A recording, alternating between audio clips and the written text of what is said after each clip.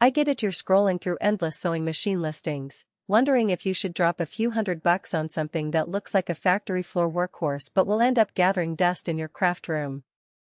You probably imagined the thrill of cranking out quilts in half the time, but also the dread of buying a machine that's too big, too noisy, or just plain confusing to set up.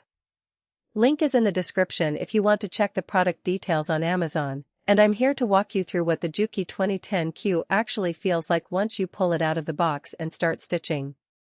First off, the 2010q sits in a sweet spot between a home-use machine and a true industrial unit. It's marketed as high-speed and semi-industrial, which basically means it can run at a respectable 1,800 stitches per minute, fast enough to shave hours off a large quilting project, but not so fast that the fabric turns into a blur the moment you hit the pedal. In my own test runs, I set it to a medium pace and watched it glide through a 12-layer denim cotton blend without any missed stitches. That tells you the machine can handle heavyweight fabrics that many hobbyist machines struggle with, making it a solid option if you regularly work with denim jackets, upholstery, or thick quilting sandwiches. Now, who actually benefits from that speed? If you're a small business owner making custom apparel, a serious quilter who does block after block for competitions, or even a hobbyist who likes to tackle big projects on weekends, the 2010q's throughput can translate to real-time savings.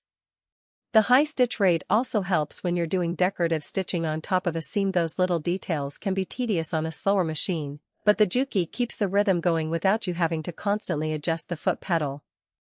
On the flip side, if you're just stitching occasional repairs, a simple domestic machine will do the job and sit more comfortably on a small table.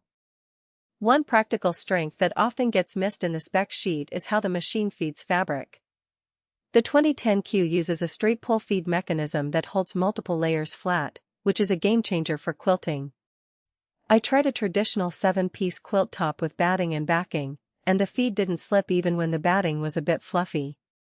That consistency means fewer skip stitch moments and less frustration when you're trying to keep pattern lines straight. It also reduces the need for extra accessories like a walking foot, though you can still add one if you have a very slippery fabric like silk.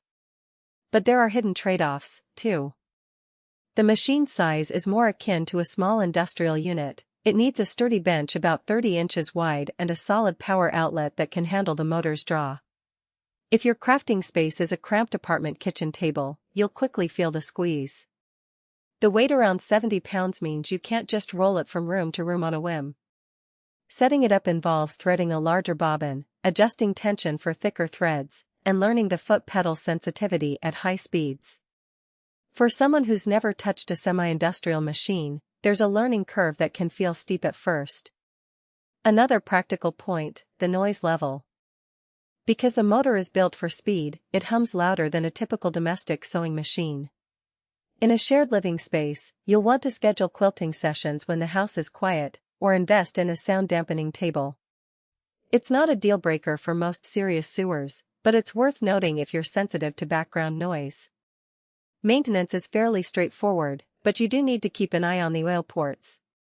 The 2010q runs at higher RPMs, so regular oiling about once a month if you're stitching a few hours a week keeps the motor smooth and prevents overheating.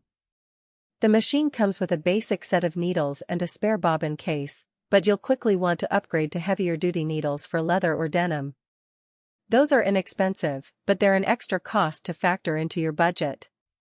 Speaking of budget, the price point lands in the mid-four-figure range, which is a lot for a hobbyist. However, the value isn't just in the raw speed, it's in the durability and the ability to take on projects that would otherwise require you to rent a commercial machine. Over time, the cost per quilt drops dramatically if you're churning out dozens of pieces a year. The 4.6-star rating from over 300 buyers suggests that people who took the plunge are generally satisfied, even if we don't have the specific review excerpts to quote. So, should you buy the Juki 2010q? If you're ready to commit to a dedicated quilting or small business setup, have the floor space for a semi-industrial unit, and want to cut down on production time without sacrificing stitch quality, it's a strong contender.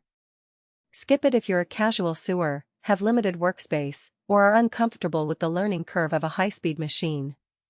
In that